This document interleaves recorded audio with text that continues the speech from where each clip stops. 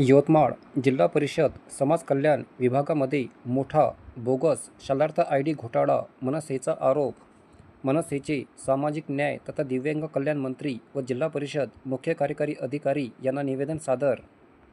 आज दिनांक 10 जूनला सकाळी 11:30 वाजताच्या सुमारास मनसेचे अनिल हमदापुरे यांच्याकडून मिळालेल्या माहितीनुसार यवतमाळ जिल्ह्यामध्ये समाज कल्याण विभाग जिल्हा परिषद यवतमाळमध्ये अनागोंदी कारभार सुरू असून सदर कार्यालयामध्ये शिक्षण विभागाप्रमाणेच शालार्थ IDचा महाघोटाळा उघडकीस येणार आहे।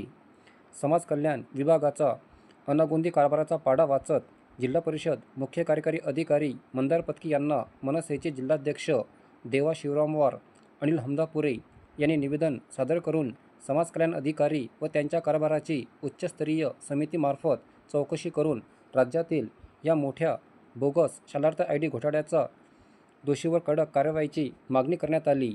यावेळी मनसेचे अनिल हमदापुरे यांनी आपली प्रतिक्रिया दिली।